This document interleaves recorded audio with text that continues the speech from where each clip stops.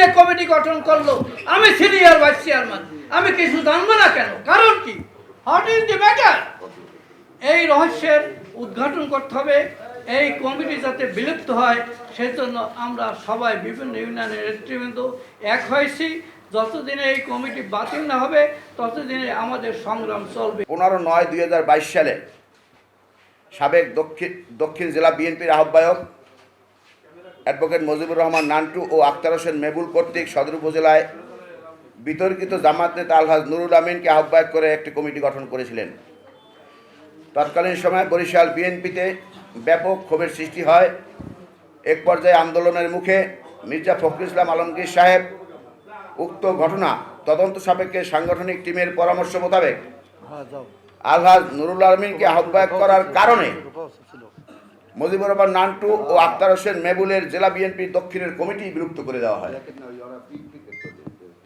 এর পরবর্তীতে বীর মুক্তিযোদ্ধা আবুল হোসেন খানকে আহ্বায়ক এবং সাবেক ছাত্রনেতা অ্যাডভোকেট আবুল কালাম শাহীনকে সদস্য সচিব করে নতুন জেলা কমিটি গঠন করে দায়িত্ব গ্রহণ করে কেন্দ্রীয় সাংগঠনিক নেতৃবৃন্দের পরামর্শ মোতাবেক বিতর্কিত জামাত নেতা নুরুল আমিন কর্তৃক গঠিত সদর উপজেলা কমিটি বিলুপ্ত ঘোষণা করেন এবং তৎকালীন সময়ে উক্ত জেলা কমিটি অ্যাডভোকেট কাজী এনায়েত হোসেন বাচ্চুকে আহ্বায়ক এবং আমি মোহাম্মদ জিয়াউল ইসলাম সাবুকে সিনিয়র যুগ্ম আহ্বায়ক এবং রফিকুল ইসলাম সেলিমকে সদস্য সচিব করে 7 সদস্য বিশিষ্ট একটি আহ্বায়ক কমিটি গঠন করেন। উক্ত কমিটি 2026 সালের 12 ফেব্রুয়ারি জাতীয় সংসদ নির্বাচনের পূর্ব পর্যন্ত দায়িত্ব পালন করেন এবং ফেসিবাদ আওয়ামী লীগ বিরোধী আন্দোলন সংগ্রামে অংশগ্রহণ করে বিগত 28 অক্টোবর ঢাকার মহাসমাবেশে তৎকালীন সময়ে ভূমিকা রাখতে গিয়ে সদর উপজেলা নেতৃবৃন্দকে নিয়ে টিয়ারশেল রাবার বুলেটে আঘাতপ্রাপ্ত হয় এই সদর উপজেলা বিভিন্ন নেতৃবৃন্দ। তৎকালীন সময় হাসিনা বিরোধী আন্দোলনে অংশগ্রহণ করে আমাদের কমিটির সদস্য সচিব রফিকুল ইসলাম সেলিম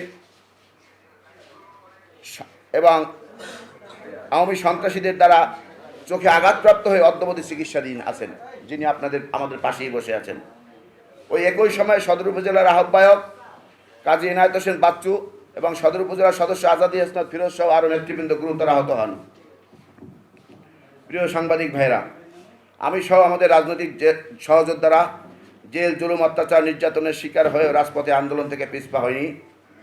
এমনকি আমাদেরকে পবিত্র রমজান মাসেও জেলে বন্দী অবস্থায় কাটাতে হয়েছে। অত্যন্ত পরিতাপের বিষয় এবং ক্ষোভের সহিত জানাচ্ছি 2026 সালের 12 ফেব্রুয়ারি জাতীয় নির্বাচনের পূর্বে জেলা কমিটির সাথে কোন রকমের পরামর্শ না করে কি এক গোপন রহস্যের কারণে আমাদেরকে বাদ দিয়ে পূর্বের সেই জামাত নেতা নুরুল আমিনকে আহ্বায়ক করে 3 সদস্যের একটি আহ্বায়ক কমিটি গঠন করা হয় 1 মাসের জন্য। তৎকালীন সময়ে জাতীয় নির্বাচন সমাগত হওয়ায় নির্বাচনের স্বার্থে ও দলীয় প্রার্থীকে বিজয়ী করার স্বার্থে আমরা এ নিয়ে কোনো বিক্ষোভ বা কোনো প্রতিবাদ করিনি। আমরা লক্ষ্য করেছি এই 3 সদস্য কমিটির কারোর সাথে সিনিয়র যুগ্ম আহ্বায়ক আব্দুল সালাম রানী এমনকি জেলা কমিটির সাথে কোনো রকমের পরামর্শ না করে উক্ত জামাত নেতা নুরুল আমিন 161 সদস্যের একটি কমিটি ত্যাগীদের বাদ দিয়ে 12/7/2026 তারিখে দলের সিনিয়র যুগ্ম মহাসচিবের স্বাক্ষরিত একটি পকেট কমিটি অনুমোদন করে আনেন এবং তা প্রকাশ করেন। উক্ত কমিটির ভিতরে আওয়ামী ফ্যাসিস্টদের দোসর ও গুপ্ত সংগঠনের লোকদেরকে অন্তর্ভুক্ত করা হয়। দুঃখজনক হলেও সত্য, 3 মাস পূর্বে মৃত ব্যক্তি এই কমিটির 12 তারিখে যে কমিটি অনুমোদন হয়েছে সেই কমিটিতে অন্তর্ভুক্ত হয়েছেন। তার ক্রমিক নম্বর 107। এছাড়াও চন্দ্রমোহন ইউনিয়নের বর্তমান চেয়ারম্যান সিরাজুল ইসলাম মাস্টার আওয়ামী শাসন আমলে পানি সম্পদ মন্ত্রী কর্নেল জাহিদ ফারুক শামীমের সম্মুখে 15 আগস্টের অনুষ্ঠানে অংশগ্রহণ করে আমাদের প্রাণপ্রিয় নেতা বর্তমান প্রধানমন্ত্রী ও বিএনপির চেয়ারম্যান জনাব তারেক রহমানের 21 আগস্টের গ্রেনেড হামলার দায়ে ফাঁসির দাবি করেছিলেন এই চেয়ারম্যান সিরাজুল ইসলাম মাস্টার। তাকেও আমরা বর্তমান কমিটির 22 নম্বর কর্মীকে সদস্য করা হয়েছে। প্রিয় সাংবাদিক ভাইরা, বর্তমান আহ্বায়ক কমিটিতে 11 নং কর্মীকের ওবায়দুল করিম তুহিন নামে একজনকে যুগ্ম আহ্বায়ক করা হয়েছে।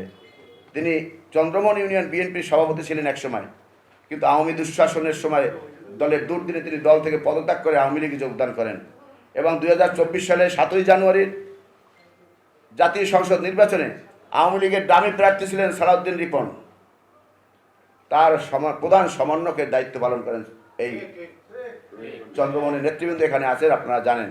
চন্দ্রমণি ইউনিয়নে সদ্য ঘোষিত কমিটির 134 নং সদস্য ক্যাপ্টেন আলাউদ্দিন, যার বাড়ি চরমোনাই, তিনি একজন আওয়ামী লীগের সক্রিয় কর্মী, যার প্রমাণ আমাদের হাতে আছে। তিনি আওয়ামী লীগের স্টেজে মিটিং করতেছেন। এছাড়াও 88 নং কর্মীকের মোহাম্মদ জাহাঙ্গীর হোসেনকে সদস্য করা হয়েছে, যিনি হাসিনা পরিষদ নামীয় একটি সংগঠনের সহসভাপতি ছিলেন। প্রিয় সাংবাদিক ভাইয়েরা, বর্তমান কমিটির আহ্বায়ক নুরুল আমিন 2014 সালে জামাতের গুপ্তচর হিসাবে নামমাত্র বিএনপিতে যোগদান করেন। আমরা জানতে পেরেছি বিএনপিতে যোগদান করা সত্ত্বেও জামাত ইসলামের সাথে গোপন সম্পৃক্ততা তিনি রেখে যাচ্ছেন, যার নমুনা হিসেবে তিনি বরিশালে জামাত ইসলাম প্রতিষ্ঠিত পরিচালিত বিভিন্ন গুরুত্বপূর্ণ প্রতিষ্ঠানে দায়িত্ব পালন করে আসছেন। যেমন বরিশালের সর্বজন স্বীকৃত জামাত পরিচালিত প্রতিষ্ঠান লুৎফর রহমান ক্যাডেট মাদ্রাসা, তিনি সেই মাদ্রাসার একজন পরিচালক ও অর্থ সহায়তাকারী, যে প্রতিষ্ঠানটির মাধ্যমে জামাত শিবিরের কর্মী তৈরির কারখানা হিসেবে পরিচিত।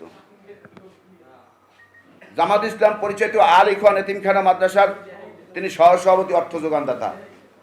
সেখান থেকে যত ছাত্র বের হয় তা কিন্তু জামাত শিবিরের কর্মী।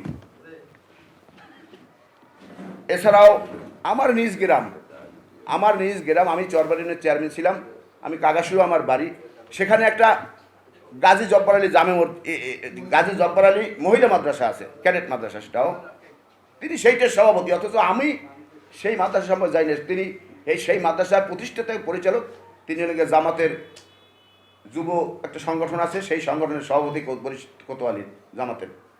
কেনরা সেখান থেকে যে মহিলা তৈরি হয় তারা সকলে জামাতের মহিলা কর্মী হিসেবে আমাদের এলাকায় সমধিক পরিচিত। প্রিয় সাংবাদিক ভাইয়েরা, আমি জাতীয়তাবাদী দলের একজন কর্মী হিসেবে আপনাদের মাধ্যমে প্রশ্ন রাখি, বিএনপিতে যোগদান করে গুপ্তভাবে জামাতের কর্মী তৈরির বিভিন্ন প্রতিষ্ঠানে তাহার সম্পৃক্ততা ও আর্থিক পৃষ্ঠপোষকতা এটাই প্রমাণ করে তিনি জামাতের গুপ্ত হিসেবে আমাদের দলে প্রবেশ করে আমাদের দলকে ধ্বংস করে প্রকারান্তরে জামাতকে প্রতিষ্ঠিত করতে কাজ করে যাচ্ছেন। আমাদের ন্যায্য দাবি মেনে এই বিতর্কিত সদর উপজেলা বিএনপি কমিটি বিলুপ্ত করা হয়, এবং যদি না করা হয় তাহলে দলীয় নেতাকর্মীরা পরবর্তীতে যে কোনো ত্যাগের বিনিময়ে এই জামাতি গুপ্ত কমিটিকে প্রতিহত করবে।